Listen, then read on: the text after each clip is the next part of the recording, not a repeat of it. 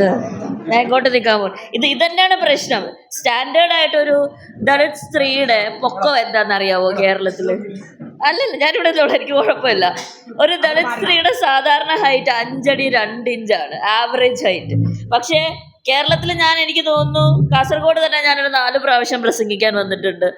കേരളത്തിൽ ഞാൻ പ്രസംഗിക്കാൻ പോകാത്ത സ്ഥലങ്ങൾ കായംകുളവും ഒരു സ്ഥലം കൂടെ ഉണ്ടായിരുന്നു, പേരാമ്പ്രയും മാത്രമേ ഉള്ളൂ. അവിടെ അസുഖം വന്ന് പോകാൻ പറ്റാത്തതാണ്. പക്ഷെ ഇവിടെ എല്ലാം പോകുമ്പോൾ സ്റ്റാൻഡേർഡ് പുൾപിറ്റിന്റെ സൈസ് ഇതൊരു വലിയ എക്സാമ്പിൾ ആണ്. ആരാണ് ശബ്ദിക്കേണ്ടത്, ആരാണ് സംസാരിക്കേണ്ടത്, ആര് സംസാരിച്ചുകൂടാ, ആർക്കാണ് എവിടെ കയറി നിന്ന് സംസാരിക്കാൻ പറ്റുക എന്നുള്ളത്. വർഷങ്ങളല്ല സഹസ്രാബ്ദങ്ങളായിട്ട് ന്യൂട്രീഷണൽ ഡെഫിഷ്യൻസി, കൃത്യമായിട്ടുള്ള ഭക്ഷണം, കൃത്യമായിട്ടുള്ള ന്യൂട്രീഷൻ കിട്ടാതെ വളർന്നു വന്ന ഒരു സമൂഹത്തിന്റെ പൊക്കം എത്രയായിരിക്കുമെന്ന് ഇത് മെഡിക്കലി റെക്കോർഡഡ് ആണ്. എന്തുകൊണ്ടാണ് സ്റ്റാൻഡേർഡ് ആയി പോയെന്ന് 100 വർഷം മുമ്പേ ദളിത് സമൂഹത്തിനോ 100 വർഷം മുമ്പേ ആദിവാസി സമൂഹത്തിനോ ഉണ്ടായിരുന്ന പൊക്കവും വണ്ണോ അല്ല നമ്മൾക്കിപ്പോൾ നമ്മൾ മനസ്സിലാക്കണം. അതിനനുസരിച്ചുള്ള ഒരു സംവിധാനങ്ങളും, അത് പൊക്കത്തിന്റെയും വണ്ണത്തിന്റെയും കാര്യമല്ല, നമ്മുടെ ബാക്കി നമ്മുടെ സാംസ്കാരിക കാര്യങ്ങളാണെങ്കിലും നമ്മുടെ സാമ്പത്തിക കാര്യങ്ങളാണെങ്കിലും നമ്മുടെ മൂല്യങ്ങളെ അനുബന്ധിച്ചിട്ടുള്ള കാര്യങ്ങളാണെങ്കിലും ഈ കാര്യങ്ങൾക്കൊന്നും ഒതുങ്ങാത്തൊരു വ്യവസ്ഥയിൽ നിരന്തരം പോരാടി ജീവിക്കുന്ന ഒരു സെറ്റ് ഓഫ് മനുഷ്യരാണ് നമ്മൾ.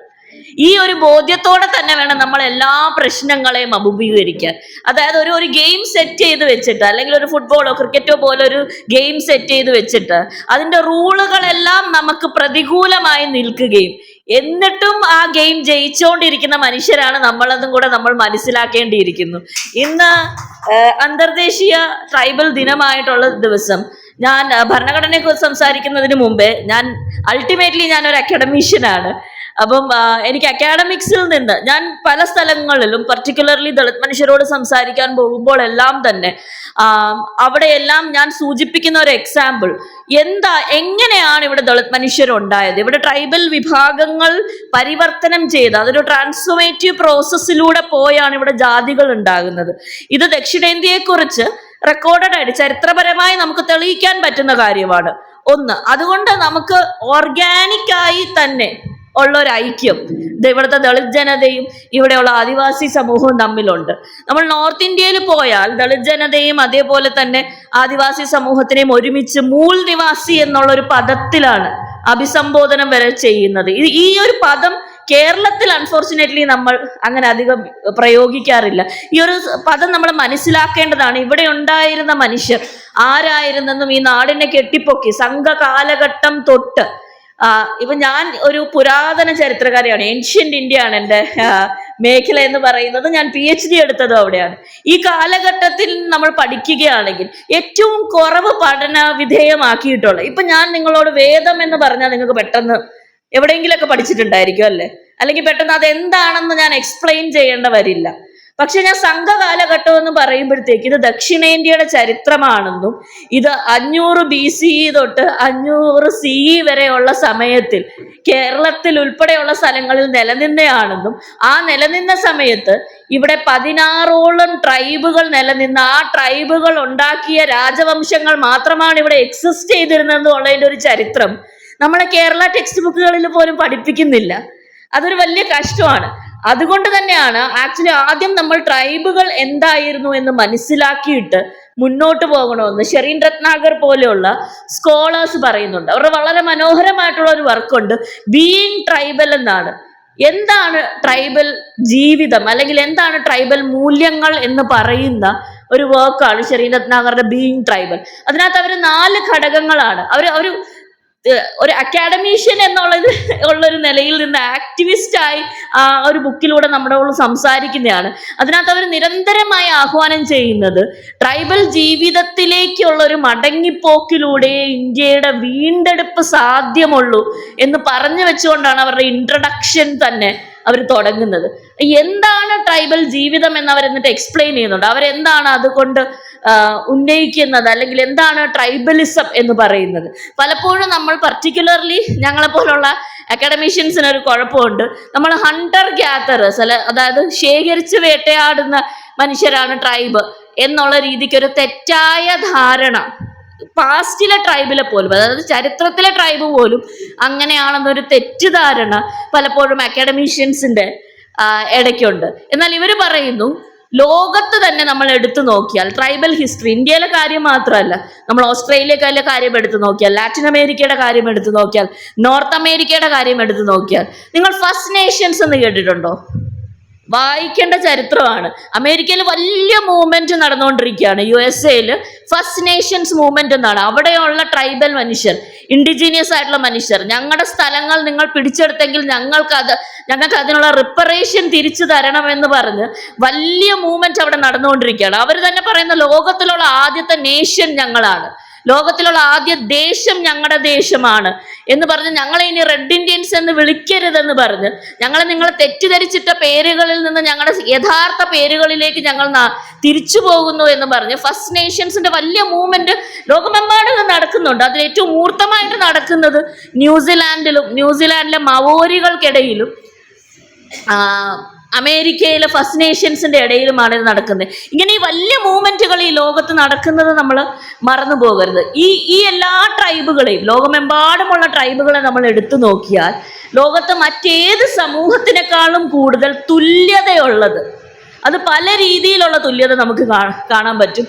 ഭരണപരമായിട്ടുള്ള തുല്യതയുള്ളത്, അതായത് പാരമ്പര്യവാദങ്ങൾ ഏറ്റവും കുറവുള്ളത്, ട്രൈബിലെ മൂപ്പന്റെ മകൻ തന്നെ നെക്സ്റ്റ് ട്രൈബിന്റെ ഹെഡ് ആകണം എന്നുള്ളൊരു വാശിയില്ലാത്ത, അല്ലെങ്കിൽ ഒരു ട്രൈബിനകത്ത് പലവർക്ക് പല പോലെ വെൽത്ത് ഉണ്ടെങ്കിലും ഒരു കമ്മ്യൂണിറ്റി ആയിട്ട് ലാൻഡ് ഹോൾഡ് ചെയ്യുന്ന, ലിംഗപരമായിട്ട് ഏറ്റവും കുറവ് വിവേചനങ്ങളുള്ള, ലോകത്ത് തന്നെ നമ്മൾ എടുത്തു നോക്കിയാൽ അങ്ങനെ ഏറ്റവും ഇഗാലിറ്റേറിയൻ ആയിട്ടുള്ള, അല്ലെങ്കിൽ ഏറ്റവും സമത്വം നിലനിന്നുകൊണ്ടിരുന്ന, അല്ലെങ്കിൽ ഇപ്പോഴും താരതമ്യേന ഏറ്റവും സമത്വം നിലനിൽക്കുന്ന ഗ്രൂപ്പുകളാണ് ട്രൈബുകൾ.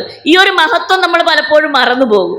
ഇതേപോലെ തന്നെ ട്രൈബൽ വേ ഓഫ് ലൈഫ് നമ്മൾ നോക്കിയാൽ ആദ്യമായിട്ട് ഈ ലോകത്ത് ജ്ഞാനോൽപാദനം നടന്നത്, കണ്ടറിവും കേട്ടറിവും കൊടുത്തറിവും ഉണ്ടായിരുന്നു. ഈ 3 ജ്ഞാന മേഖലകൾ ഈ ലോകത്തിന് സംഭാവന ചെയ്ത്, ലോകത്ത് ആദ്യമായിട്ട് ആർട്ട് ഫോം ചെയ്തത് എവിടെയാണെന്ന് ചോദിച്ചാൽ ട്രൈബൽ ആർട്ടാണ് ഈ ലോകത്തെ ആദ്യത്തെ ആർട്ട് ഫോം. അങ്ങനെ ആർട്ട് ഫോമും ഫുഡ് പ്രൊഡക്ഷനും ഭക്ഷ്യോൽപാദനവും ഉണ്ടായില്ലായിരുന്നെങ്കിൽ ഇന്ന് നമ്മൾ ഈ ലോകത്ത് കാണുന്ന ഒരു കൈൻഡ് ഓഫ് ഡെവലപ്മെന്റ് നടക്കില്ലായിരുന്നു. ഇന്നും ലോകത്ത് ഏറ്റവും കൂടുതൽ സസ്യസമ്പത്തിനെ കുറിച്ചുള്ള വിവരം എവിടെയാണോ ഉള്ളതെന്ന് പറഞ്ഞാൽ ട്രൈബൽ കമ്മ്യൂണിറ്റീസിന്റെ ഇടയിൽ നിന്നാണ് ഇത് വരുന്നത്. നമ്മൾ മറന്നു പോകല്ലോ. പലപ്പോഴും നമ്മൾ വിചാരിക്കുന്ന ഒരു സ്റ്റീരിയോ ടൈപ്പ് ബ്രേക്ക് ചെയ്താൽ, ഷെറീനത്ത് നഗർ അവരുടെ വർക്കിനകത്ത് പറയുന്ന ഒരു കാര്യമുണ്ട്. നമ്മൾ പലപ്പോഴും, അത് നമ്മൾ എന്നിവർ ഉദ്ദേശിക്കുന്ന അക്കാഡമീഷ്യൻസിനെയാണ്, പലപ്പോഴും ഈ ജ്ഞാനോൽപാദകർ എന്ന് വിചാരിച്ച് അല്ലെങ്കിൽ റിസർച്ച് ചെയ്യുന്നവർ ട്രൈബിനെ കുറിച്ച് റിസർച്ച് ചെയ്യാൻ പല സ്ഥലത്ത് പോകുമ്പോൾ സംഭവിക്കുന്നത്, നമ്മുടെ എല്ലാ ജ്ഞാനവും അൺലേൺ ചെയ്ത്, അല്ലെങ്കിൽ അത് മുഴുവൻ നമ്മുടെ തലയിൽ നിന്നെടുത്ത് മാറ്റി വെച്ച് പുതിയ ജ്ഞാനവും കൊണ്ടാണ് നമ്മൾ തിരിച്ചു പോകുന്നത്. പക്ഷെ ഒരിക്കലും അതിൻ്റെ ക്രെഡിറ്റ് നമ്മൾ ഈ ട്രൈബൽ മനുഷ്യർക്ക് കൊടുക്കാറില്ല. അത് പിന്നെ നമ്മുടെ ജ്ഞാനം അല്ലെങ്കിൽ അക്കാഡമീഷ്യൻസിൻ്റെ ജ്ഞാനമായി മാറാറുണ്ട്. ഈ ഒരു പ്രാക്ടീസിൽ നിന്ന് അക്കാഡമിക്സ് തന്നെ മാറുകയും ക്രെഡിറ്റ് എവിടെ കൊടുക്കണമോ അവിടെ കൃത്യമായിട്ട് കൊടുക്കുകയും ചെയ്യണം. അങ്ങനെ ട്രൈബ്സിനെ ഡീമിസ്റ്റിഫൈ ചെയ്യുന്ന ഒരു പ്രക്രിയ പഠന മേഖലകളിൽ വന്നാൽ മാത്രമേ ഇവിടെയുള്ള ട്രൈബുകളുടെ ഒരു മഹത്വം മനുഷ്യർ തിരിച്ചറിയുള്ളൂ. ഇതിവര് 2012 എഴുതിയ വർക്കാണ്. അവരുടെ ബാക്കി എല്ലാ വർക്കുകളും ഏറെ ചർച്ച ചെയ്യപ്പെട്ട വർക്കുകളാണ്. ഈ ഒരു വർക്ക് മാത്രം ഇംഗ്ലീഷിൽ നിന്ന് മറ്റു ഭാഷകളിലേക്ക് പോലും തർജ്ജമ ചെയ്യപ്പെടാത്തതിൻ്റെ പുറകിലും ഒരു പൊളിറ്റിക്സ് ഉണ്ടെന്ന് നമ്മൾ മനസ്സിലാക്കണം. അപ്പം നമ്മൾ ചോദിക്കുന്നത്, നേരത്തെ ഇവിടെ വളരെ മനോഹരമായിട്ട് ഇദ്ദേഹം സ്വാഗതം പറഞ്ഞു, അതിലൊരു വാക്കിനോട് എനിക്ക് കുറച്ച് വിയോജിപ്പുണ്ട്. നമ്മൾ ഭരണഘടനയുടെ ബേസ് ചെയ്തിട്ട് നമ്മൾ ചോദിക്കുന്നത് ആനുകൂല്യങ്ങൾക്ക് വേണ്ടിയല്ല, അവകാശങ്ങൾക്ക് വേണ്ടിയാണ്. ആ അവകാശങ്ങൾ നേടിയെടുക്കാനുള്ള എല്ലാ രീതിയിലുമുള്ള അധ്വാനം നമ്മുടെ പൂർവികർ ചെയ്തത് കൊണ്ടുകൂടെയാണ് അത് അവകാശം എന്ന് തന്നെ. ബാക്കി ഒരു കമ്മ്യൂണിറ്റിക്കും, മൂൽനിവാസി അല്ലാത്ത ഒരു കമ്മ്യൂണിറ്റിക്കും ഇത് അവകാശമായിട്ട് ചോദിക്കാൻ പറ്റില്ല.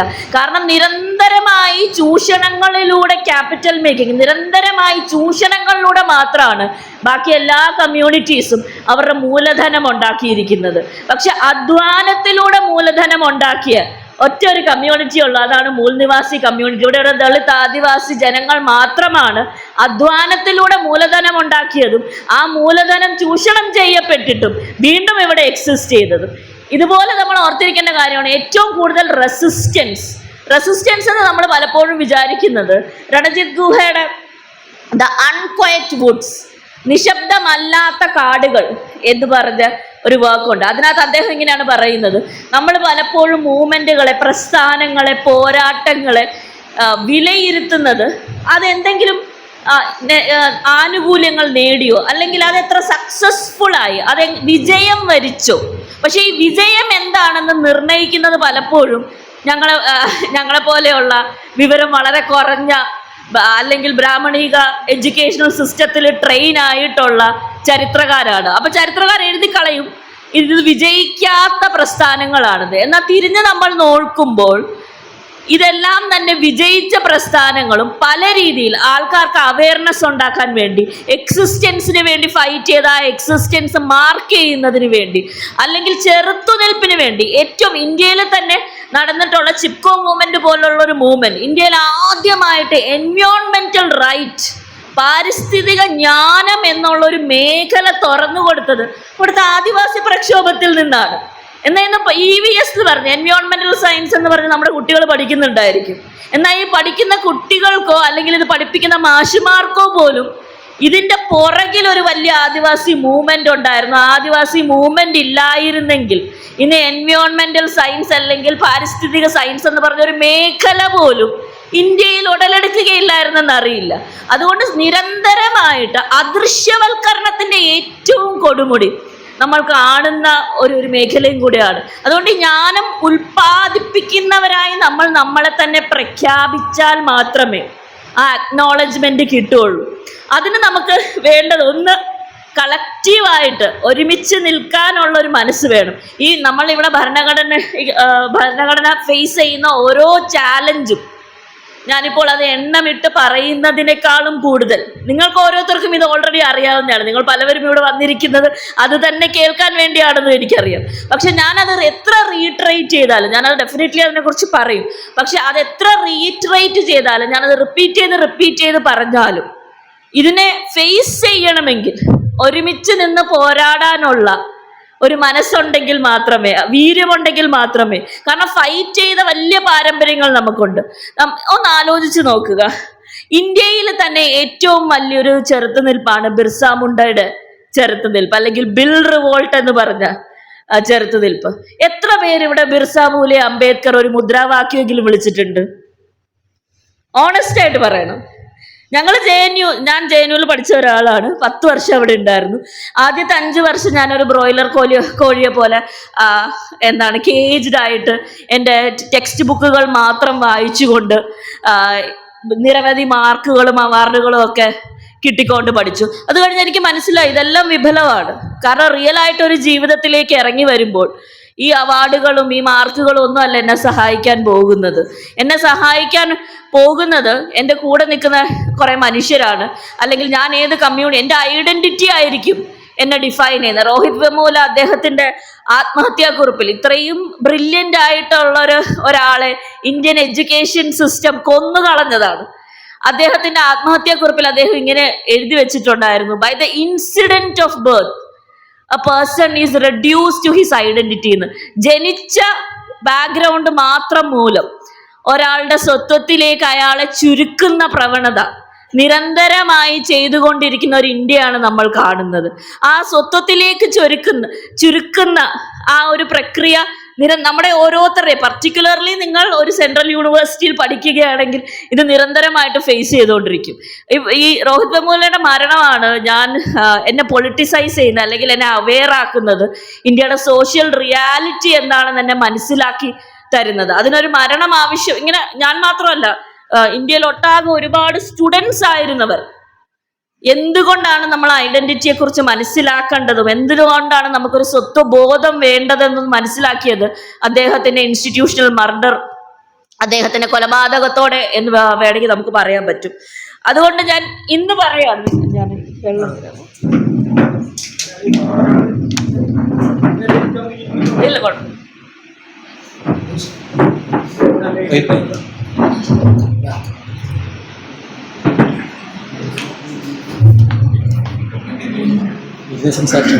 കുഴപ്പമില്ല, നിങ്ങൾക്ക് കേൾക്കാൻ പറ്റുന്നുണ്ടോ ഇരുന്ന് സംസാരിച്ച? പക്ഷെ ഇനി ഞാൻ ചെയ്യാൻ പോകുന്ന കാര്യം എനിക്ക് ഇരുന്ന് സംസാരിക്കാൻ പറ്റില്ല. നമുക്കൊന്ന് എണീക്കാം. നിങ്ങൾ മുദ്രാവാക്യം വിളിച്ചിട്ടില്ല എന്ന് കേട്ടത് കൊണ്ടാണ്. ശരിക്കും വിളിച്ചിട്ടില്ല? ജാർഖണ്ഡിൽ വിളിച്ചിട്ടുണ്ട്. അപ്പൊ ഇവിടെ ഒരാളുണ്ട് വിളിച്ചിട്ടുള്ളൂ, ബാക്കി ആരും വിളിച്ചിട്ടില്ല. ഒരാളുണ്ട് അവിടെ. അപ്പൊ മുദ്രാവാക്യം അറിയാവുന്ന കുറച്ചു പേരെങ്കിലും ഉണ്ട്. 1 മിനിറ്റ് മുദ്രാവാക്യം വിളിക്കുന്നത് കുഴപ്പമുണ്ടോ? 1 മിനിറ്റ് നിങ്ങൾ ബിർസ പൂലെ അംബേദ്കർ വിളിച്ചിട്ട് നമുക്ക് ഇരിക്കാം. നമ്മുടെ ഭക്ഷണമൊക്കെ ദഹിച്ചോട്ടെ. പക്ഷെ അതിനേക്കാളും കൂടുതൽ നമ്മൾ മനസ്സിലാക്കണം എത്ര വലിയ ലെഗസിയുടെ, എത്ര വലിയൊരു ചരിത്രത്തിന്റെ വാഹകരായിട്ട്, അത് പേറുന്ന മനുഷ്യരായിട്ടാണ് നമ്മൾ നിൽക്കുന്നതെന്ന്.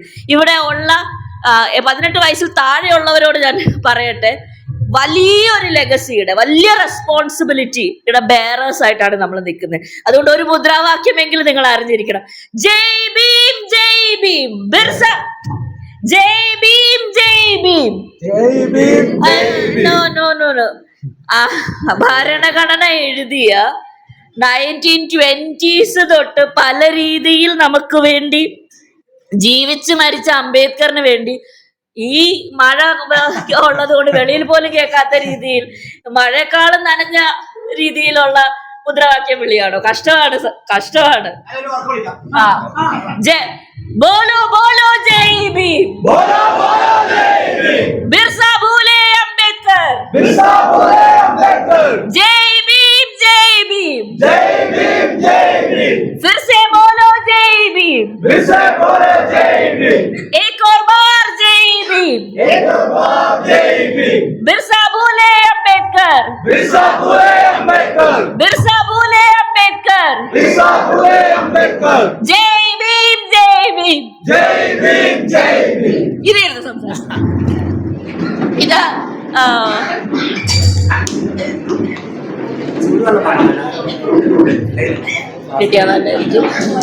ഞാനൊരു സജഷൻ ആയിട്ട് പറയാണ്. നമ്മുടെ ഓരോ മീറ്റിങ്ങിനും മുമ്പേ ഇതൊന്ന് പറഞ്ഞ് ഒന്ന് ചാർജ് ആയിട്ട് നിങ്ങൾ തുടങ്ങുന്നതായിരിക്കും നല്ലത്.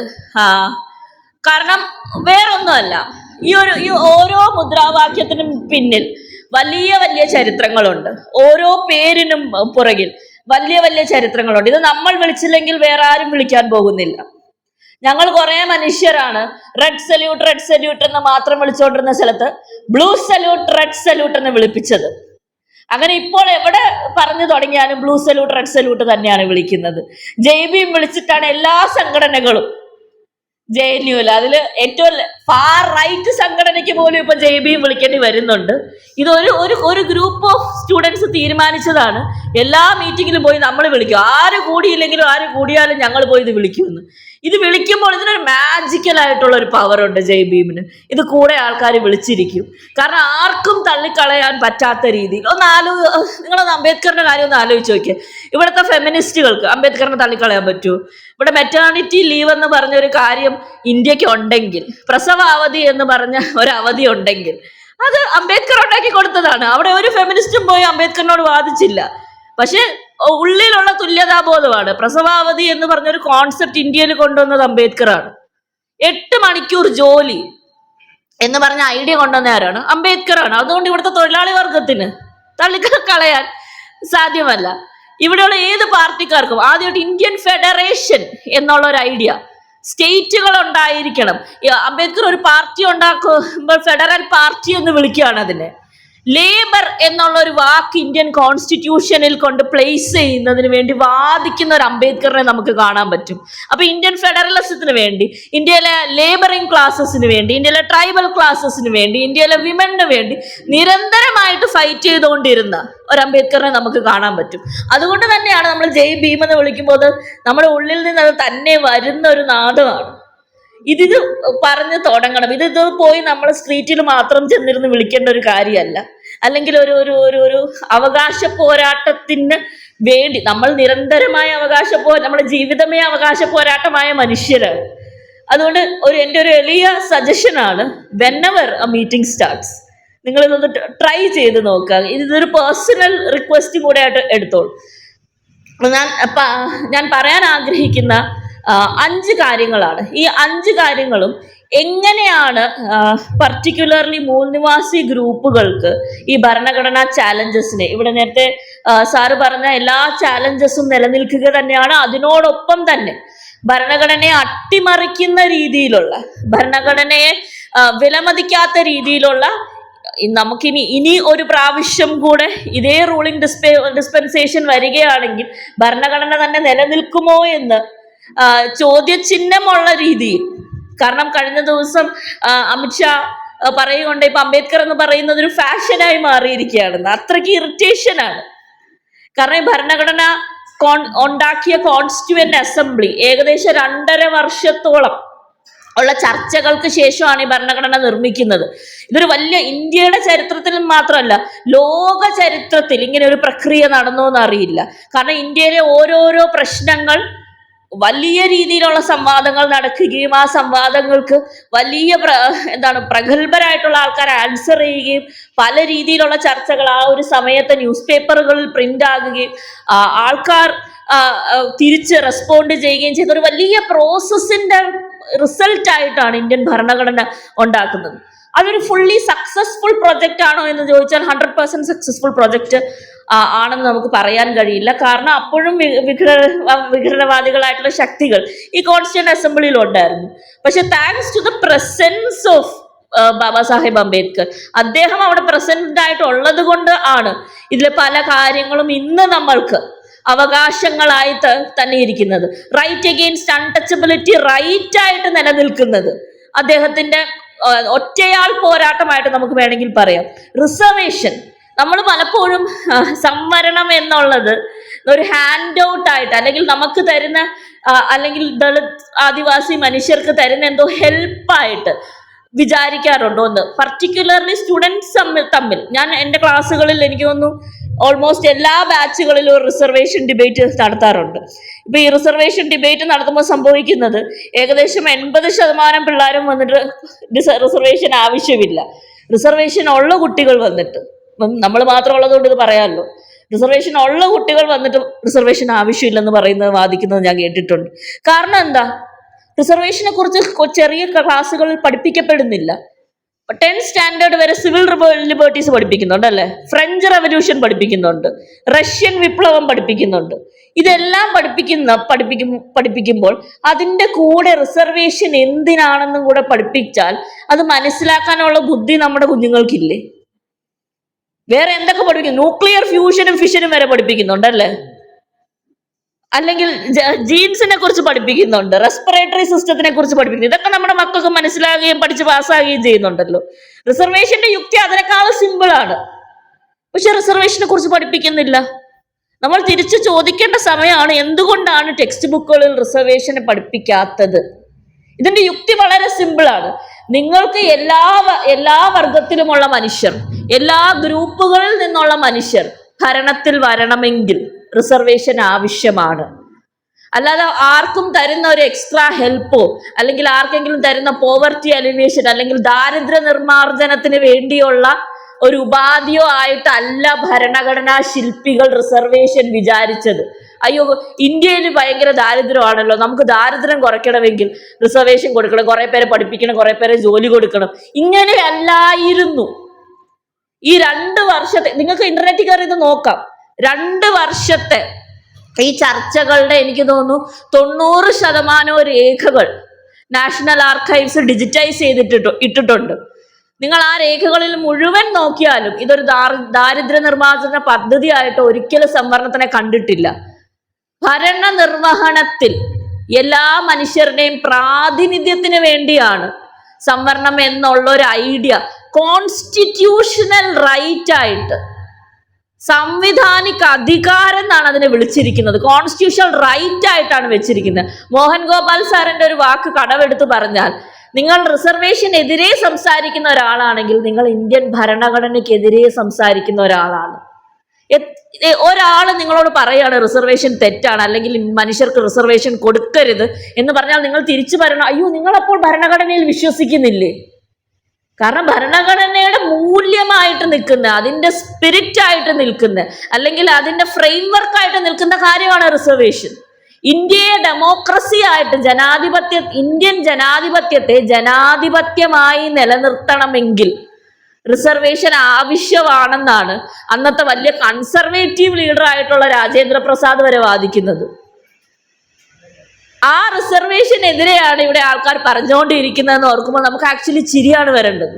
ഇത് മനഃപൂർവ്വമാണ് ഈ ഒരു യുക്തി പഠിപ്പിക്കാത്തത് നമ്മുടെ കുട്ടികളെ. ഇപ്പൊ നമ്മുടെ ടെക്സ്റ്റ് ബുക്കുകളിൽ ജാതിയെക്കുറിച്ച് ചെറിയ ചെറിയ കോളത്തിലെങ്കിലും ഉണ്ട്. അവിടെ എന്താണ് പഠിപ്പിക്കുന്നത്? നമ്മളൊക്കെ സ്കൂളിൽ എങ്ങനെയാണ് ജാതിയെക്കുറിച്ച് പഠിച്ചിട്ടുള്ളത്? ഇന്ത്യയിൽ നാല് ജാതികളുണ്ട്, 4 ജാതികൾ മാത്രമേ ഉള്ളൂ ഇന്ത്യയിൽ. പക്ഷെ ടെക്സ്റ്റ് ബുക്കുകൾ പറയുമ്പോൾ ഇന്ത്യയിൽ 4 ജാതികളുണ്ട്, ബ്രാഹ്മണരുണ്ട്, ക്ഷത്രിയരുണ്ട്, വൈശ്യരുണ്ട്, ശൂദ്രരുണ്ട്, ഫുൾ സ്റ്റോപ്പ്. എന്നിട്ട് ബേബി എവിടെയെങ്കിലും ഒക്കെ ഒരു സോഷ്യോളജി ടെക്സ്റ്റ് ബുക്കിലോ സോഷ്യൽ സയൻസ് ടെക്സ്റ്റ് ബുക്കിലോ കാണും ജാതി ഡിസ്ക്രിമിനേഷൻ, ജാതി വിവേചനം അനുഭവിച്ച കുറെ മനുഷ്യരുണ്ടായിരുന്നു. ആര് വിവേചനം കാണിച്ചു? ഏതെങ്കിലും ടെക്സ്റ്റ് ബുക്കുകളിൽ ബ്രാഹ്മണ ജാതികളാൽ അല്ലെങ്കിൽ കോട്ട് അൺകോട്ട് എനിക്ക് ഉന്നത ജാതി എന്നുള്ള പദവേ അറപ്പായിട്ടുള്ള ഒരു ആളാണ് ഞാൻ, ചൂഷക ജാതി എന്നേ പറയാറുള്ളൂ, അല്ലെങ്കിൽ ചൂഷക ജാതികളാൽ വിവേചനം അനുഭവിക്കേണ്ടി വന്ന പഞ്ചമരായിട്ടുള്ള മനുഷ്യർ എന്നെവിടെയെങ്കിലും റെഫറൻസ് അതല്ലേ നടന്നത്?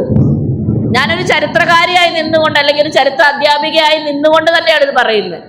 എന്തുകൊണ്ടാണ് നമ്മുടെ ടെക്സ്റ്റ് ബുക്കുകൾ ആ ലാംഗ്വേജ് യൂസ് ചെയ്യാത്തത്? ആരാണ് ആരെ ചൂഷണം ചെയ്തത്? ആരുടെയാണ് ധനവും സമ്പത്തും മൂലധനവും അധ്വാനവും മാനാഭിമാനങ്ങളും ചൂഷണം ചെയ്യപ്പെട്ടത് എന്നുള്ള രീതിയിലുള്ള ഒരു നാരറ്റീവ് ഒരിക്കലും ടെക്സ്റ്റ് ബുക്കുകളിൽ കാണുന്നില്ല. ആരാലാണ് ഈ ചൂഷണം നടന്നത്?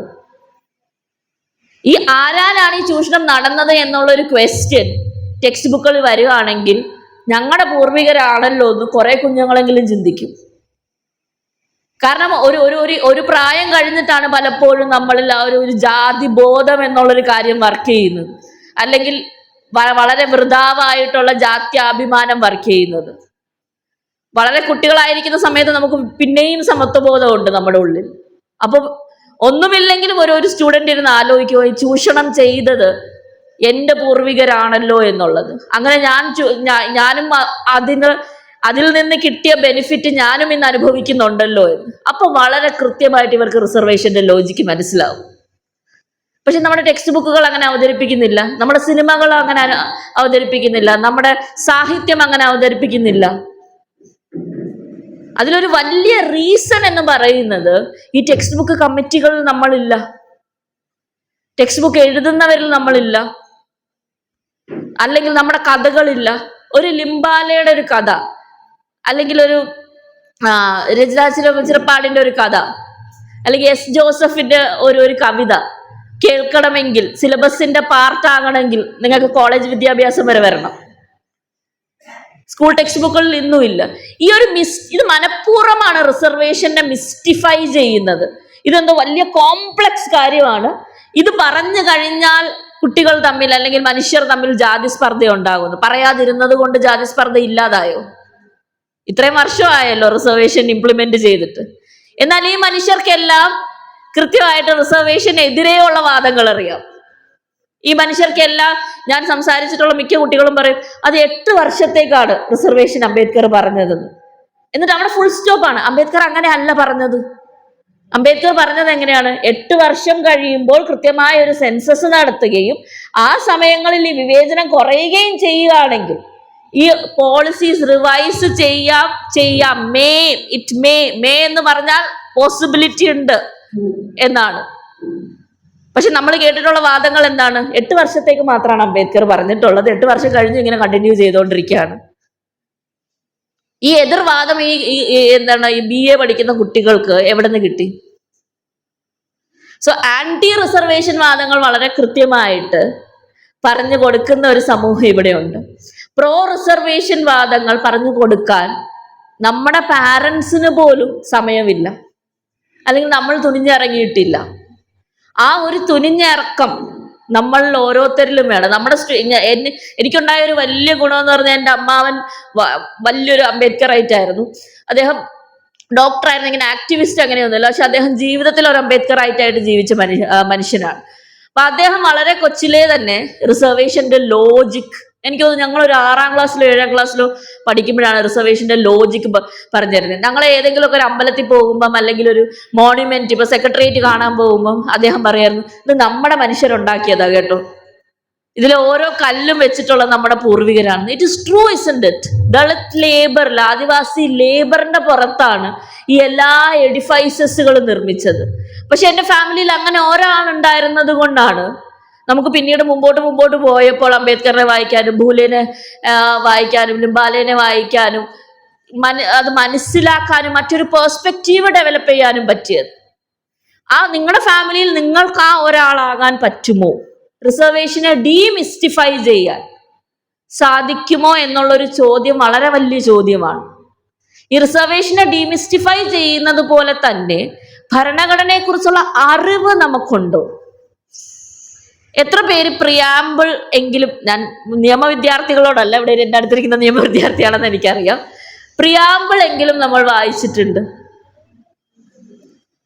ഞാനിത് കുറ്റപ്പെടുത്തി പറയുന്നതല്ല, നമ്മളെ പഠിപ്പിക്കാത്തതുണ്ട്. നമ്മുടെ എല്ലാ ടെക്സ്റ്റ് ബുക്കിന്റെയും ഒരു NCERT ടെക്സ്റ്റ് ബുക്കിൽ നിങ്ങൾ വായിച്ചിട്ടുണ്ടെങ്കിൽ പ്രിയാമ്പിൾ ഈ സൈഡിൽ കൊടുത്തിട്ടുണ്ട്. അത് ബൈഹാർട്ട് ചെയ്ത് പഠിക്കണമെന്ന് ഞാൻ പറയുന്നില്ല. എത്ര പേര് നമ്മുടെ വീട്ടിൽ ഒരു കോൺസ്റ്റിറ്റ്യൂഷന്റെ കോപ്പി വെച്ചിട്ടുണ്ട്? Very good, wonderful. കുറച്ച് പേരെങ്കിലും വെച്ചിട്ടുണ്ട്. നിങ്ങൾ ഈ ഒരു മീറ്റിംഗ് കഴിയുമ്പോൾ നിങ്ങൾ ഈ ഒരു തീരുമാനം എടുക്കണം. നമ്മുടെ വീട്ടിൽ ബൈബിളും രാമായണവും ഖുറാനും ഒക്കെ വെക്കുന്നത് പോലെ, അല്ലെങ്കിൽ അതിനേക്കാളും വിശുദ്ധമായ ഒരു ഗ്രന്ഥമായി കാണേണ്ട കാര്യമാണ് കോൺസ്റ്റിറ്റ്യൂഷൻ എന്ന് പറഞ്ഞ്. അതിന് ഫണ്ടമെന്റൽ റൈറ്റ്സ് എന്ന് പറഞ്ഞ്, മൗലിക അവകാശങ്ങൾ എന്ന് പറഞ്ഞ ഒരു ചാപ്റ്റർ എങ്കിലും, ആ ഒരു സെക്ഷൻ എങ്കിലും നമ്മുടെ വീട്ടിൽ വെക്കേണ്ട വലിയ ആവശ്യമുണ്ട്. കാരണം തുല്യത എന്ന് 100 പ്രാവശ്യം പറഞ്ഞാൽ പോലും മനസ്സിലാകാത്ത അത്രയ്ക്ക് ജാത്യാഭിമാനവും അത്രയ്ക്ക് വിവേചനപരമായിട്ടുള്ള ഒരു സൊസൈറ്റിയിലാണ് നമ്മൾ ജീവിക്കുന്നത്. നമ്മൾ ഫൈറ്റ് ചെയ്യുന്നത് 100 വർഷത്തെയോ 200 വർഷത്തെയോ 400 വർഷത്തെയോ 500 വർഷത്തെയോ ഇവൻ 1000 വർഷത്തെയോ വിവേചനത്തെ അല്ല, 4000 വർഷത്തെ 4 സഹസ്രാബ്ദം ഉണ്ടായിരുന്ന വിവേചനത്തിനെയാണ് നമ്മൾ ഫൈറ്റ് ചെയ്യുന്നത്. നമ്മൾ മറന്നു പോകുന്നത്. It is not an easy task. ഇത് ഒട്ടുമേ ഈസി ആയുള്ള കാര്യമല്ല. പക്ഷെ ഇത് നടക്കാൻ പറ്റുന്ന പോസിബിലിറ്റി ഉള്ള കാര്യമാണ്. ഇന്ത്യയിലെ ജാതി വിവേചനത്തിന് ആദ്യത്തെ എവിഡൻസ് കിട്ടുന്നത് നമുക്ക് 2000 BCയിലാണ്. ഇന്ത്യയിലെ ജാതിയെക്കുറിച്ചിട്ടുള്ള ആദ്യത്തെ റെഫറൻസ് കിട്ടുമ്പോൾ തന്നെ നമുക്ക് ജാതി വിവേചനത്തെ കുറിച്ചുള്ള റെഫറൻസ് നമുക്ക് കിട്ടും. ഇന്ത്യയിൽ ട്രൈബൽ മനുഷ്യരെ വിവേചനം ചെയ്യുന്നതിന്റെ റെഫറൻസ് നമുക്ക് 7ാം നൂറ്റാണ്ട് തൊട്ടുണ്ട്. അതായത് ഏകദേശം 3300 വർഷത്തെ ഡിസ്ക്രിമിനേഷന്റെ റെഫറൻസ്. നമ്മൾ വലിയ അഭിമാനത്തോടെ പറയുന്ന അശോക ചക്രവർത്തി വലിയ നോൺ വയലൻസ് പ്രീച്ച് ചെയ്തുകൊണ്ടിരിക്കുന്ന സമയത്തും അദ്ദേഹം ആട്ടവിക്ക എന്ന് പറഞ്ഞ് ഫോറസ്റ്റിൽ ഉണ്ടായിരുന്ന മനുഷ്യരോട് ചെയ്യുന്ന വലിയ വയലൻസ് നമുക്ക് കാണാൻ പറ്റും. അപ്പൊ നിരന്തരമായിട്ട് വയലൻസ് ഫേസ് ചെയ്യേണ്ടി വരുന്ന, നിരന്തരമായിട്ട് വിവേചനം അനുഭവിക്കേണ്ടി വരുന്ന, നിരന്തരമായി ചൂഷണം അനുഭവിക്കേണ്ടി വന്ന ഒരു തലമുറ ഒരുമിച്ച് നിന്നത് കൊണ്ട് മാത്രമാണ് എക്സിസ്റ്റ് ചെയ്യാൻ പറ്റിയത്. നമ്മുടെയൊക്കെ സർവൈവൽ എന്ന് പറയുന്നത്, നമ്മളൊക്കെ ഇന്നും ഇവിടെ ജീവനോടെ ഇരിക്കുന്നത് നമ്മൾ ഈ എല്ലാ പ്രതിസന്ധികളെ മറികടന്നതിന്റെ വലിയ മാർക്കായിട്ടാണ്. ഹിസ്റ്ററിയിൽ നമ്മൾ തോറ്റുപോയവരല്ല എന്നുള്ളത്, അല്ലെങ്കിൽ നമ്മുടെ പൂർവികർ തോറ്റുപോയിട്ടില്ല എന്നുള്ളതിന്റെ എവിഡൻസ് ആണ് നമ്മൾ ഓരോരുത്തരും ഇന്ന് ഇവിടെ ഇരിക്കുന്നത്. ഇതൊരു ചെറിയ കാര്യമേ അല്ല. ഞാൻ ഈ 4000 വർഷത്തെ ഹിസ്റ്ററി നോക്കുന്ന ഒരു ഹിസ്റ്റോറിയനായിട്ട് പറയാണ്, സർവൈവൽ എന്ന് പല ഗ്രൂപ്പുകളും ഇല്ലാതായി പോയിട്ടുണ്ട് ഇന്ത്യൻ ചരിത്രത്തിൽ. നമ്മൾ ടെക്സ്റ്റ് ബുക്കുകൾ, നമ്മൾ പഴയ പുരാണങ്ങൾ നോക്കുമ്പം റെഫറൻസ് മാത്രമുള്ള ട്രൈബുകളുടെ പേരുകൾ നമുക്ക് കേൾക്കാൻ പറ്റും. പാഞ്ചാല എന്ന് പറഞ്ഞൊരു ട്രൈബുണ്ട്, നമ്മൾ പിന്നെ കാണുന്നില്ല, ചരിത്രത്തിൽ കാണുന്നില്ല. പല ഗ്രൂപ്പുകളും കാരാവനിലൂടെ ട്രേഡ് ചെയ്തുകൊണ്ടിരുന്ന ഉമണ്ണ എന്ന് പറഞ്ഞൊരു ട്രൈബിനെ നമുക്ക് കാണാൻ പറ്റും. ഇതില്ല. അങ്ങനെ കംപ്ലീറ്റ്ലി നാമാവിശേഷമായി പോയിട്ടുള്ള ആൾക്കാർ നമ്മുടെ ഇടയ്ക്കുണ്ട്. അതുകൊണ്ട് നിങ്ങൾ ഇന്ന് ഇവിടെ ഇരിക്കുന്നുണ്ടെങ്കിൽ ആ ഇരിക്കുന്നത് തന്നെ വലിയൊരു വിക്ടറിയാണ്, വലിയൊരു വിജയമാണ്. കാരണം അധികം ഓപ്പറേഷനെ ഫേസ് ചെയ്ത് ആ ഓപ്പറേഷനെ ബ്രേക്ക് ചെയ്തുകൊണ്ടാണ് നമ്മളിവിടെ വന്നിരിക്കുന്നത് നമ്മൾ ഓർക്കണം. ഇതൊന്ന്. സെക്കൻഡ്ലി, ഈ ബ്രേക്ക് ചെയ്തത് ഓറൽ ട്രഡീഷനിലൂടെ. കാരണം വാമൊഴിയായിട്ട് കൺവേ ചെയ്യപ്പെട്ട ജ്ഞാനങ്ങളാണ് നമുക്കുള്ളത്, നോളജ് സിസ്റ്റംസ് ആണ് നമുക്കുള്ളത്. അത് കണ്ടിന്യൂ ചെയ്യേണ്ട വലിയ ആവശ്യവും നമുക്കുണ്ട്. പക്ഷെ നമ്മൾ പലപ്പോഴും ടെക്സ്റ്റൽ ട്രഡീഷനിലേക്ക് അല്ലെങ്കിൽ നമ്മൾ എഴുത്ത് പാരമ്പര്യത്തിലേക്ക് കയറുമ്പോൾ നമ്മൾ ഈ ട്രെയിനിങ് മറന്നുപോകും. ഈ വാമൊഴി പാരമ്പര്യം മറന്നുപോകും. നമ്മുടെ കുട്ടികളെ ഇതിൽ ട്രെയിൻ ചെയ്യാൻ മറന്നുപോകും. ഇതൊരു എക്സ്ട്രാ നോളജ് അല്ല, ഇത് ഇൻഹറന്റ് ഓർഗാനിക് നോളജ് ആണ്. ഇത് പ്രിസർവ് ചെയ്യേണ്ട, ഇത് കാത്തു സൂക്ഷിക്കേണ്ട വലിയൊരു കടമ നമ്മളുടെ ഓരോരുത്തരിലും നിക്ഷിപ്തമാണ്. ഈ ടെക്സ്റ്റ് ബുക്കുകളിൽ കിട്ടാത്ത ജ്ഞാനം അല്ലെങ്കിൽ ടെക്സ്റ്റ് ബുക്കുകൾ പ്രതിനിധീകരിക്കാത്ത വലിയ ചരിത്രങ്ങൾ പറഞ്ഞു കൊടുക്കേണ്ടത് എവിടെ നിന്നാണ്? വീടുകളിൽ നിന്നാണ് പറഞ്ഞു കൊടുക്കേണ്ടത്. ഇന്ന് ടെക്സ്റ്റ് ബുക്കുകളിൽ ഇല്ലാത്ത വലിയൊരു ജ്ഞാനമാണ് ഭരണഘടനയെ കുറിച്ചുള്ള ജ്ഞാനം. ഞാൻ മറ്റൊരു നേരത്തെ ഇവിടെ പറയുകയുണ്ട്, നാഷണൽ പോസ്റ്റൽ അസോസിയേഷനിൽ സംസാരിക്കാൻ പോയപ്പം അവിടെ പറഞ്ഞ ഒരു വലിയ മേഖലയാണ് എത്രയേറെ കട്ട്സ്, എത്രയേറെ പോർഷൻസ് നമ്മുടെ ടെക്സ്റ്റ് ബുക്കുകളിൽ നിന്ന്, എത്ര ഭാഗങ്ങൾ നമ്മുടെ ടെക്സ്റ്റ് ബുക്കുകളിൽ നിന്ന് എടുത്തു മാറ്റിയെന്ന് നിങ്ങൾക്ക് ഊഹിക്കാവോ? കഴിഞ്ഞ ഒരു 4 വർഷത്തിനുള്ളിൽ. അതിനു മുമ്പേയും ചാനാർ ലഹള പോലെ, ശ്രീനാരായണ ഗുരുവിനെ പോലെയുള്ള സെക്ഷൻസ് ടെക്സ്റ്റ് ബുക്കുകളിൽ നിന്ന് എടുത്ത് മാറ്റപ്പെട്ടിട്ടുണ്ട്. ഞാൻ കഴിഞ്ഞ കോവിഡ് തുടങ്ങി ഇന്ന് വരെയുള്ള 2025 വരെയുള്ള സമയത്തിൽ ടെക്സ്റ്റ് ബുക്കുകളിൽ നിന്ന് എത്ര ഭാഗങ്ങൾ എടുത്തു മാറ്റിയെന്ന് ജസ്റ്റ് ഒന്ന് ഗസ് ചെയ്യാൻ പറ്റുമോ? 52 സെക്ഷൻസ് ആണ്. നമ്മൾ ആരെങ്കിലും അറിഞ്ഞോ? ഈ വോട്ട് മോഷണം പോലെ തന്നെയാണ്, അല്ലെങ്കിൽ വ്യാജ വോട്ടേഴ്സിനെ ഉണ്ടാക്കുന്നത് പോലെ തന്നെയാണ്. ആരും അറിയാതെയാണ് ഇത് നടക്കുന്നത്. ഓരോ പ്രാവശ്യവും ഓരോ ലോജിക്ക് പറയും. കോവിഡിന്റെ സമയത്ത് പറഞ്ഞു കുട്ടികൾക്ക് അധിക ഭാരം വരുന്നു, അതുകൊണ്ട് നമുക്ക് ടെക്സ്റ്റ് ബുക്കുകൾ ചെറുതാക്കാന്ന്. എന്നാൽ കോവിഡ് കഴിഞ്ഞപ്പോൾ എന്നിട്ട് മുറിച്ചു മാറ്റപ്പെട്ട ഏത് പോർഷൻസ് ആണ്, ഏത് ഭാഗങ്ങളാണ് മുറിച്ചു മാറ്റപ്പെട്ടത്? ഇന്ത്യൻ ഡെമോക്രസി, കോൺസ്റ്റിറ്റ്യൂഷന്റെ പ്രിയാമ്പിളിനെ കുറിച്ച്, മുക്താ സാൽവയുടെ, അതായത് സാവിത്രിബായി അംബേദ്കറിന്റെ ആദ്യത്തെ ശിഷ്യയായിട്ടുള്ള ഇന്ത്യയിലെ രണ്ടാമത്തെ ടീച്ചർ ആയിട്ടുള്ളവരുടെ പോയം, ഫൂലെയെ കുറിച്ചുള്ള സെക്ഷൻസ്, ബിർസ മുണ്ടയെ കുറിച്ചുള്ള സെക്ഷൻ, ബിൽ റിവോൾട്ട് കാണില്ല നിങ്ങൾ NCERT ടെക്സ്റ്റ് ബുക്കിൽ. ഇപ്പോൾ ഞാൻ ഈ കള്ളം പറയുന്നതാണെങ്കിൽ നിങ്ങൾക്ക് ഇപ്പൊ ഗൂഗിൾ ചെയ്ത് നോക്കാം. ഒരു കോളത്തിൽ 4 വരിയുണ്ട്. ട്രൈബൽ റിവോൾട്ട് എന്ന് പറഞ്ഞ 4 വരിയുണ്ട്. ഇതാണ് ഇന്ത്യയിലെ മുഴുവൻ ട്രൈബൽ റിവോൾട്ടിനെയും കുറിച്ച് NCERT ടെക്സ്റ്റ് ബുക്കുകൾ ഇപ്പോൾ പറയുന്ന ആ ഒരു സെക്ഷൻ. പിന്നെ ഒരു ചെറിയ സെക്ഷൻ ഉണ്ട്, ട്രൈബൽ ലൈഫ്. അതിനകത്ത് എന്താണ് പറയുന്നത്? ട്രൈബൽ ക്ലോത്തിങ് എങ്ങനെയാണ്, ട്രൈബൽ ആർട്ട് ആൻഡ് ക്രാഫ്റ്റ് എങ്ങനെയാണ്, ഇങ്ങനെയുള്ള കാര്യങ്ങൾ മാത്രം പറയുന്നത്. എനിക്കൊന്ന് +1 ഒരു സെക്ഷൻ. അതും മറ്റൊരു ഒരു ലാർജർ ചാപ്റ്ററിന്റെ ഭാഗമായിട്ട്. പോപ്പുലേഷൻ ആൻഡ് ഡെമോക്രസി ഇന്നില്ല. ഡൈവേഴ്സിറ്റി എന്ന് പറഞ്ഞ സെക്ഷൻ ഇന്നില്ല. ബഹുസ്വരത്വം എന്ന് പറഞ്ഞ സെക്ഷൻ ഇന്ന് നമ്മുടെ NCERT ടെക്സ്റ്റ് ബുക്കിൽ ഇല്ല. ഇപ്പോൾ ഇങ്ങനെ 50-ൽ കൂടുതൽ സെക്ഷനുകൾ നമ്മുടെ കുട്ടികളുടെ ടെക്സ്റ്റ് ബുക്കിൽ നിന്ന് മാറ്റപ്പെട്ടു. ഇതിൽ ഏറ്റവും സിഗ്നിഫിക്കന്റ് ആയിട്ട് എനിക്ക് തോന്നിയ ഫണ്ടമെന്റൽ റൈറ്റ്സ് റീറ്റെയിൻ ചെയ്യുകയും കോൺസ്റ്റിറ്റ്യൂഷണൽ മൂല്യങ്ങൾ എന്താണ് എന്നുള്ള ചാപ്റ്റർ ചെറുതാക്കുകയും ചെയ്തിരിക്കുകയാണ്. ആ ചെറുതാക്കിയതിന്റെ അവിടെയാണ് ഡൈവേഴ്സിറ്റി, ഫെഡറലിസം, ഇങ്ങനെയുള്ള കോൺസ്റ്റിറ്റ്യൂഷണൽ മൂല്യങ്ങളെ കുറിച്ചിട്ടുള്ള സംവാദങ്ങൾ, ഡിസ്കഷൻസ്, കോൺസ്റ്റിറ്റ്യൂന്റ് അസംബ്ലി ഡിബേറ്റ്സ് മുഴുവനും എടുത്തു മാറ്റപ്പെട്ടിരിക്കുന്നു. ഈ ഇറോഷൻ നടക്കുന്നത് നമ്മൾ ഈ ഭരണഘടനയെ കുറിച്ചുള്ള അവയർനെസ് അല്ലെങ്കിൽ ഭരണഘടനാ ജ്ഞാനം നമ്മളിൽ നിന്നും, നമ്മുടെ നെക്സ്റ്റ് ജനറേഷനുകളിൽ നിന്നും, ഇനി വരാനുള്ള തലമുറകളിൽ നിന്നും ഓരോ ഘട്ടമായി മായ്ക്കപ്പെട്ടുകൊണ്ടിരിക്കുമ്പോഴാണ്. ഇതാണ് ഏറ്റവും വലിയ ഭരണഘടന നേരിടുന്ന ചാലഞ്ച്. നമ്മൾ പോവേർട്ടിയും അൺഎംപ്ലോയ്മെന്റും ഒക്കെ പറയും, ഇതെല്ലാം ഉണ്ട്, ഇതൊന്നും ഇല്ലെന്ന് പറയുന്നില്ല. പക്ഷെ ഇതിന്റെ മൂല കാരണം എവിടെ നിന്നാണ് വരുന്നത്? നമുക്ക് ഭരണഘടനയെ കുറിച്ചുള്ള അറിവില്ലായ്മയിൽ നിന്നാണ് ഇത് വരുന്നത്. അതിനകത്ത് ഏതൊക്കെ സെക്ഷൻസ് ഉണ്ട്, ആ സെക്ഷൻസ് എവിടെയൊക്കെയാണ് യൂസ് ചെയ്യേണ്ടത്? ഇന്ത്യയിൽ ഇന്ന് വന്നിട്ടുള്ള CAA ഉൾപ്പെടെയുള്ള പല നിയമങ്ങളും നിങ്ങൾക്കറിയാം ഓർഡിനൻസുകൾ വഴിയാണ് വന്നിട്ടുള്ളതെന്ന്. നമ്മൾ പറയും മൃഗീയ ഭൂരിപക്ഷം വഴിയല്ല വന്നത്. പാർലമെന്റ് ഇല്ലാത്ത സമയങ്ങളിൽ, വിന്റർ സെഷന് മുമ്പേ ഉള്ള സമയത്ത് പ്രസിഡൻഷ്യൽ ഓർഡിനൻസ് വഴി കൊണ്ടുവന്ന അനവധി നിയമങ്ങൾ ഇന്ന് പിന്നീട് അത് പ്രസിഡൻഷ്യൽ അസന്റോടെ നിയമങ്ങളായി മാറുകയാണ്. നമുക്ക് വേണ്ടത് കോൺസ്റ്റിറ്റ്യൂഷൻ ലിറ്ററസിയാണ്, ഭരണഘടനാ വിദ്യാഭ്യാസം. ആവശ്യമായ ഒരു കാലഘട്ടത്തിലാണ് നമ്മൾ വന്നു നിൽക്കുന്നത്. ഇത് തന്നെയാണ് ഭരണഘടനയ്ക്കെതിരെയുള്ള ഏറ്റവും വലിയ ചാലഞ്ച്. നമുക്കിത് എങ്ങനെ യൂസ് ചെയ്യണമെന്ന് അറിയില്ല. ആ ഒരു ബുക്കുണ്ട്, നമ്മൾ പലപ്പോഴും ബൈബിള് രാമായണം പോലെ വിചാരിക്കുന്നത് ഇത് മാജിക്കലായിട്ട് വന്ന് നമ്മളെ രക്ഷിക്കുന്നതല്ല.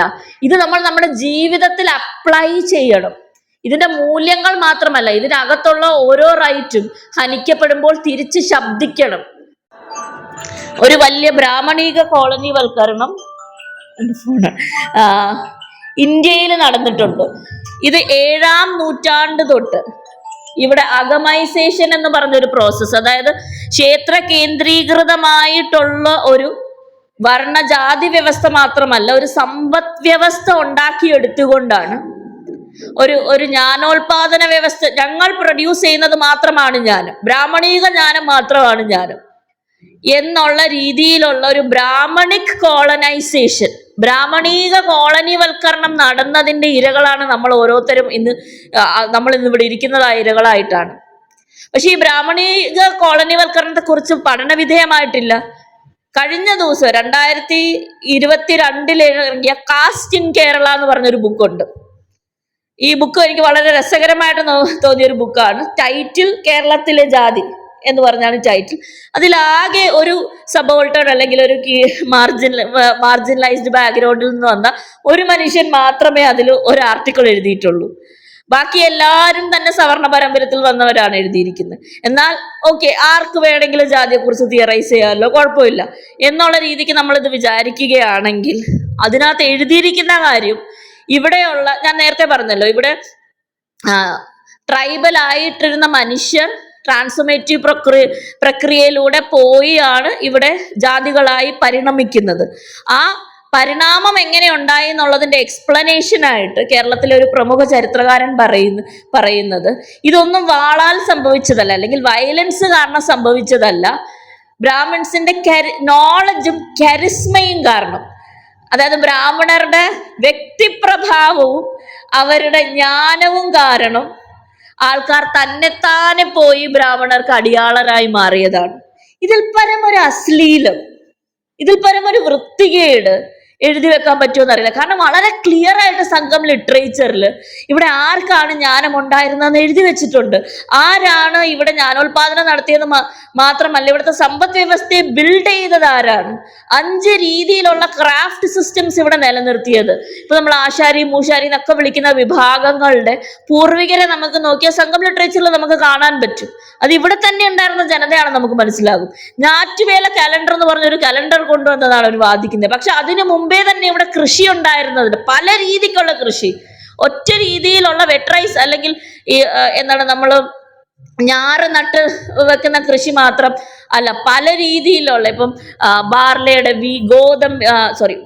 ബാർലി, നവര പോലെയുള്ള ജോവർ ക്രോപ്സിന്റെ കൃഷി, മൂന്ന് ടൈപ്പ് ഓഫ് സീസൺസിനെ കുറിച്ചുള്ള റെഫറൻസ് ഈ ഒരു സമയത്തെ നമുക്ക് കിട്ടും. ആ ഒരു എന്താ പറയുന്ന ആ ഒരു റെഫറൻസുകളെല്ലാം ഇവരെങ്ങനെ അത് കാണാതിരുന്നു എന്ന് നമുക്ക് പലപ്പോഴും നമ്മൾ ഈ ടെക്സ്റ്റുകൾ വായിക്കുമ്പോൾ നമുക്ക് തോന്നാറുണ്ട്. പക്ഷെ നിരന്തരമായി ഇത് പറഞ്ഞ് ഈ ബ്രാഹ്മണിക് കോളനൈസേഷൻ അല്ലെങ്കിൽ ബ്രാഹ്മണീകമായിട്ടുള്ള കോളനിവൽക്കരണത്തിനെ നോർമലൈസ് ചെയ്ത് നമ്മളെ അത് മറപ്പിച്ച് ബാക്കി ഈ ബ്രിട്ടീഷ് കോളനൈസേഷൻ മാത്രമാണ് ഇവിടെ ഉണ്ടായ ബ്രാഹ്മണ കുടിയേറ്റം മുഖേന ഇവിടെ നിലനിൽക്കുന്ന ജാതിയോ അതിൻ്റെ എല്ലാ വിവേചനപരമായിട്ടുള്ള കാര്യങ്ങളോ അല്ലെങ്കിൽ ജാതിക്കപ്പുറം ജീവിച്ച മനുഷ്യരുടെ റെസിസ്റ്റൻസോ രേഖപ്പെടാതെ പോയ ഒരു ചരിത്ര നിർമ്മിതിയും കൂടെ കേരളത്തിൽ നടന്നിട്ടുണ്ട്. ഈ ബ്രാഹ്മണിക് കോളനൈസേഷൻ കാരണമാണ് ഇത്. കോളനൈസേഷൻ എന്ന് ഞാൻ വളരെ കോൺഷ്യസ് ആയിട്ട് യൂസ് ചെയ്യുന്നതാണ്. കാരണം കോളനൈസേഷൻ ഒരു സമ്പദ് വ്യവസ്ഥ മാത്രമല്ല, കോളനൈസേഷനിൽ ഏറ്റവും അധികം നമ്മൾ നടക്കുന്നതും പക്ഷെ നമ്മൾ കാണാതെ പോകുന്നതുമായിട്ടുള്ള കാര്യം സാംസ്കാരികമായിട്ടുള്ള കോളനിവൽക്കരണമാണ്. മനുഷ്യരുടെ മനസ്സിനെ കോളനിവൽക്കരിക്കുന്നതാണ്. അതുകൊണ്ടാണ് ഇപ്പോഴും വെള്ളത്തൊലിയുള്ള മനുഷ്യരോട് നമുക്ക് ആരാധന തോന്നുന്നത്. അല്ലെങ്കിൽ കുറച്ചും കൂടെ ഫെയർ ആയിട്ടുള്ള മനുഷ്യരെ നമ്മളിപ്പോഴും വിവാഹത്തിനാണെങ്കിലും ബാക്കിയുള്ള കാര്യങ്ങളിലാണെങ്കിലും കൂടുതൽ ഡിസൈറബിൾ ആയിട്ട് നമുക്ക് തോന്നുന്നത്. അതുകൊണ്ടാണ് ഇപ്പോഴും ബ്രിട്ടീഷുകാർ അല്ലെങ്കിൽ യൂറോപ്യൻസ് വന്ന് പറയുന്ന ജ്ഞാനമാണ് കുറെ കൂടെ സിഗ്നിഫിക്കൻ്റ് നമുക്ക് തോന്നുന്നത്. പക്ഷെ ഇതൊരു മാനസികാവസ്ഥയാണ്. കോളനിവൽക്കരണം എന്ന് പറയുന്ന ഒരു സമ്പദ് വ്യവസ്ഥ മാത്രമല്ല, നമ്മുടെ മനസ്സുകളിൽ ആർക്കാണ് കൂടുതൽ മൂല്യം, ആരാണ് ഉച്ചസ്ഥാനങ്ങളിൽ ഇരിക്കേണ്ടത്, ആ ഉച്ചസ്ഥാനത്തിൽ അവർ ഇരുന്ന് കഴിയുമ്പോഴത്തേക്ക് നമുക്കത് നോർമലായിട്ട് തോന്നുകയാണ്. അതിനെ ചോദ്യം ചെയ്യാൻ നമുക്ക് തോന്നുന്നില്ല. ആരാണ് മലയാള സിനിമയിലെ നായകന്മാരായിട്ട് ഇരിക്കേണ്ടത്? ഇത്രയും വർഷങ്ങളായിട്ട് ഒരു ദളിത് നായികയോ ഒരു ആദിവാസി നായികയോ, എത്ര വർഷമായല്ലേ, 200 വർഷത്തോളം, എനിക്കത് 160 years ആയിട്ട് കേരളത്തില് സിനിമാ നിർമ്മാണം നടക്കുന്നുണ്ട്. ഇത്രയും വർഷങ്ങളായിട്ട് ഒരു ദളിത് നായികയെ അല്ലെങ്കിൽ ഒരു ആദിവാസി നായികയെ നമുക്ക് കിട്ടുന്നില്ല. ആദിവാസി പ്രാതിനിധ്യമുള്ള ഒരു നായക കഥാപാത്രം മെയിൻ സ്ട്രീം ആയിട്ട് നമുക്ക് വരുന്നില്ല. പക്ഷെ നമുക്ക് ചോദ്യം ചെയ്യാൻ പോലും തോന്നും. ആ ചോദ്യം ചെയ്യലുകൾ തന്നെ ചെറിയ ക്ലിക്കുകളിൽ മാത്രമേ നടക്കുന്നുള്ളൂ. കാരണം ഇത് നമ്മുടെ മനസ്സുകൾ കോളനിവൽക്കരിക്കപ്പെട്ടത് കൊണ്ടാണ്.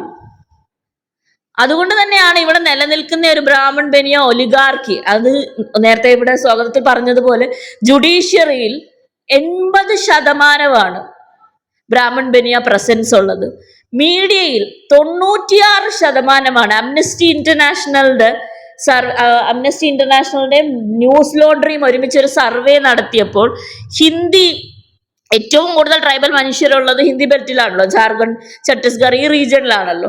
ഈ റീജിയനിൽ ഉൾപ്പെടെയുള്ള വെർണാക്കുലർ ആയിട്ടുള്ള, അതായത് ഇംഗ്ലീഷ് അല്ലാത്ത പത്രങ്ങളിൽ ആരൊക്കെ മാനേജർമാരായി ഇരിക്കുന്നുണ്ട്, ആരൊക്കെ എഡിറ്റേഴ്സ് ആയിട്ട് ഇരിക്കുന്നുണ്ട്, ഇവരാണല്ലോ ഏത് ന്യൂസാണ് പത്രമാധ്യമങ്ങളിൽ വരേണ്ടതെന്നും TV യിൽ വരേണ്ടതെന്നും തീരുമാനിക്കുന്നത്. ഇതിൽ ഒരാൾ പോലും ഒരു ട്രൈബൽ മനുഷ്യരില്ല, ഒരാൾ പോലും ഒരു ദളിത് മനുഷ്യരില്ല, ഒരാൾ പോലും. 100% either general owned or upper class OBC owned ആണ്. മാനേജറൽ പൊസിഷനിൽ ഇരിക്കുന്ന ഇംഗ്ലീഷ് ന്യൂസ് പേപ്പറുകളിൽ 96% ചൂഷക വിഭാഗങ്ങളിൽ നിന്ന് മാത്രം വന്ന ആൾക്കാരാണ്. സ്ത്രീ പ്രാതിനിധ്യത്തിൽ ഒറ്റയാള് പോലും ആദിവാസി അല്ലെങ്കിൽ ദളിത് മേഖലകളിൽ നിന്നില്ല. പിന്നെ എന്ത് കൈൻഡ് ഓഫ് വാർത്തകളാണ് വരുന്നത് വെളിയിൽ? എവിടെയാണ് ദളിത് അട്രോസിറ്റി അല്ലെങ്കിൽ ട്രൈബൽ അട്രോസിറ്റി എങ്ങനെ കവർ ചെയ്യും? മീഡിയയിൽ മനുഷ്യരില്ല. എന്നാൽ ക്വാളിഫിക്കേഷൻ ഇല്ലാത്ത ഇല്ലാത്തത് കൊണ്ടാണോ ഒരു 100 വർഷം മുമ്പേ 50 വർഷം മുമ്പേ അവർക്ക് അത് ഒരു പൊള്ളയായ വാദമായിട്ടെങ്കിലും പറയായിരുന്നു? ഇന്ന് എത്രയോ കുട്ടികളുണ്ട്. പ്രൈവറ്റ് സെക്ടറിൽ മീഡിയ ആകുന്നതിന് ഒരു വലിയ പ്രശ്നമാണിത്. 97% ജോലികൾ, അതായത് ഇന്ത്യയിലെ മുഴുവൻ ജോലി എടുത്താൽ 97% ജോലികൾ പ്രൈവറ്റ് സെക്ടറിലാണ്. ഇവിടെ യാതൊരു വിധത്തിലുള്ള സംവരണവും ഇല്ല നമ്മൾ ഓർക്കണം. നമ്മൾ എന്തുകൊണ്ടാണ് പ്രൈവറ്റ് സെക്ടറിൽ സംവരണം വേണമെന്ന് വാദിക്കാത്തത്? 3% ഗവൺമെന്റ് ജോലികൾ, മുഴുവൻ ജോലികൾ നമ്മൾ എടുത്തു നോക്കിയാൽ, അതായത് പെർമനന്റ് ആയിട്ട് സാലറീഡ് ആയിട്ട് 12 മാസവും ജോലി കിട്ടുന്ന, 15 ദിവസം അല്ലെങ്കിൽ 12 ദിവസം കാഷ്വൽ ലീവ് കിട്ടുന്ന എല്ലാ ജോലികളും, ടെമ്പററി ആയിട്ടുള്ള ജോലികളല്ല ഞാൻ പറയുന്നത്, പെർമനൻസി ഉള്ള ജോലികൾ, ഇന്ത്യയിലുള്ള എല്ലാ ജോലികളും എടുത്ത 3% ഗവൺമെന്റ് ജോലികളുള്ളത്. ആ 3% നമുക്ക് 50% റിസർവേഷൻ ഉള്ളത്. അതായത് മുഴുവൻ ഇന്ത്യ എടുത്ത് നോക്കുകയാണെങ്കിൽ 1.5% ജോലികളിൽ മാത്രമാണ് ആകെ SC/ST മനുഷ്യരുള്ളത്. ഇത് ജനസംഖ്യയെ അനുപാതികമാണോ? എന്തുകൊണ്ടാണ് നമ്മൾ ചോദിക്കാത്തത് പ്രൈവറ്റ് സെക്ടറിൽ റിസർവേഷൻ വേണമെന്ന്? എന്തുകൊണ്ടാണ് നമ്മൾ ആലോചിക്കുന്നത്? 97% ജോബ്സ്, ഈ 97%ലാണ് ഈ മീഡിയ ഇരിക്കുന്നത്. അതുകൊണ്ടാണ് 96% അവിടെ ചൂഷക ജാതികളിൽ നിന്നുള്ള മനുഷ്യർ മാത്രമായി പോയത്. ഇനി നമുക്ക് സിഇഒമാരുടെ കണക്കെടുത്ത് നോക്കാം. അതായത് എല്ലാ ജോലികളിലെയും തലപ്പത്തിരിക്കുന്ന അല്ലെങ്കിൽ manager, additional manager, regional manager, ഈ ലെവലിൽ ഉള്ള ജോലി നോക്കിയാൽ ഇന്ത്യൻ കമ്പനീസ് എടുത്ത് നോക്കുകയാണെങ്കിൽ ടാറ്റ, ബിർല, റിലയൻസ് ഗ്രൂപ്പ്, ഈ ജോലികൾ ഇവിടെയുള്ള എല്ലാ മാനേജറിൽ, അതായത് ഇപ്പോൾ ഒരു ഷോപ്പിന്റെ മാനേജർ തുടങ്ങിയുള്ള ജോലികൾ നമ്മൾ എടുത്ത് നോക്കുകയാണെങ്കിൽ ആകെ 7% ദളിത് റെപ്രസെന്റേഷൻ. ആകെ 2.7% ട്രൈബൽ റെപ്രസെന്റേഷൻ. നമുക്ക് പഠിച്ചിറങ്ങിയ കുട്ടികളില്ലാഞ്ഞിട്ടാണോ? ഇതുകൊണ്ടാണ് റിസർവേഷൻ പ്രിസർവ് ചെയ്യുകയല്ല, റിസർവേഷൻ എക്സ്റ്റെൻഡ് ചെയ്യുകയാണ് വേണ്ടത്. ഇതിന്റെ ഒരു പ്രാധാന്യം നമ്മൾ മനസ്സിലാക്കണം. റിസർവേഷന് വേണ്ടി നമ്മൾ വാദിച്ചു കൊണ്ടിരിക്കുമ്പോൾ കേവലമായിട്ടുള്ള ഗവൺമെന്റ് ജോബ്സിൽ ഉള്ള റിസർവേഷന് വേണ്ടി മാത്രമാണ് നമ്മൾ ഇന്നും വാദിക്കുന്നത്. അത് പ്രൊട്ടക്ട് ചെയ്യാനാണ് നമ്മൾ ഫൈറ്റ് ചെയ്യുന്നത്. ഇതിനപ്പുറം ചിന്തിക്കേണ്ട വലിയ ആവശ്യമുള്ള ഒരു കാലഘട്ടത്തിലാണ് നമ്മൾ വന്ന് നിൽക്കുന്നത്. കാരണം everything is being privatised now. എത്ര ഗവൺമെന്റ് സ്ഥാപനങ്ങളാണ് ഇപ്പൊ പ്രൈവറ്റൈസ് ചെയ്യപ്പെടുന്നത് നമുക്ക് ഓരോരുത്തർക്കും അറിയാവുന്നതാണല്ലോ.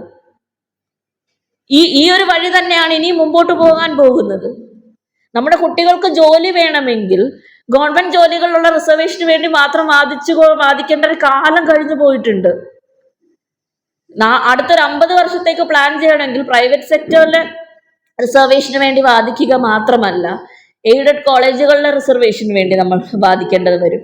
എല്ലാ ടയർസിലും ഇപ്പം സെൻട്രൽ ഗവൺമെന്റില് പ്രൊമോഷൻ റിസർവേഷനിൽ വന്നപ്പോൾ ഏറ്റവും അധികം എതിരെ വാദിച്ചത് എനിക്ക് വളരെ തമാശയായിട്ട് തോന്നാറുണ്ട്. ഈ അക്കാഡമിക്സിലെ ട്രൈബിലും കാസ്റ്റിലും ഒക്കെ വർക്ക് ചെയ്തുകൊണ്ടിരുന്ന മനുഷ്യർ തന്നെയാണ്.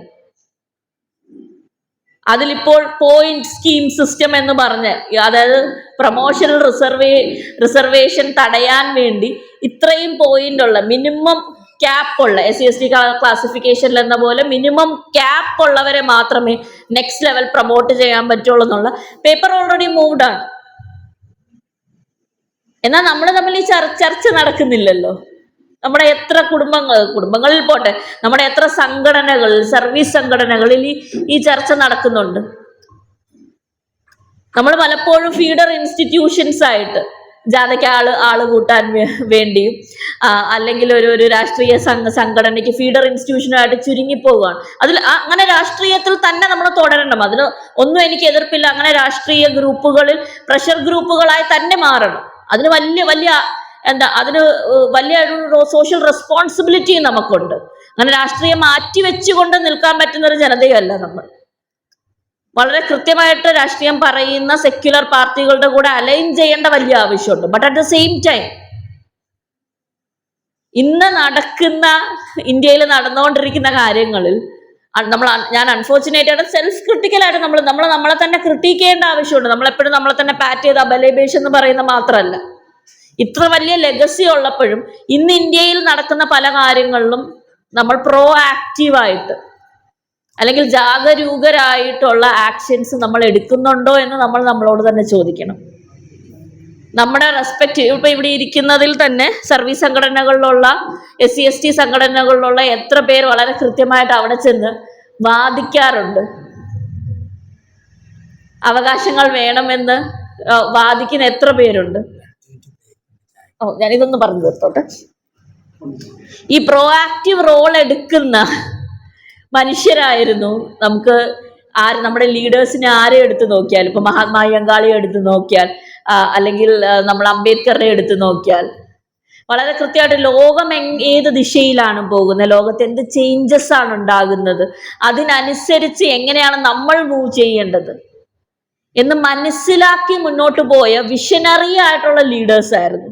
ആ വിഷൻ മുമ്പോട്ട് പോകണമെങ്കിൽ നമ്മളും ഇതുപോലെ ജാഗരൂകരായി നിൽക്കുകയും ശബ്ദിക്കുന്ന ഒരു ജനതയായി മാറുകയും ചെയ്യണം. അല്ലാതെ മധുസൂദനൻ സാറിന്റെ കവിതയെ പറയുന്ന പോലെ വയലക്കുന്നലപ്പനായിട്ട് ഇരിക്കാൻ ഇനി ഞാൻ അങ്ങനെ എന്നെ തന്നെ കരുതുകില്ല. ആ സെൽഫ് കാസ്റ്റിംഗിൽ നിന്ന് മാറി രണജിത് ഗുഹയുടെ ടെക്സ്റ്റിനെ വിളിക്കുന്നത് പോലെ ശബ്ദിക്കുന്ന കാടുകളായി അല്ലെങ്കിൽ ശബ്ദിക്കുന്ന മനുഷ്യരായി ഇരിക്കാൻ നമുക്ക് സാധിക്കട്ടെ എന്ന് പറഞ്ഞ് ഞാൻ ഈ സെഷൻ നിർത്തുന്നു. Thank you.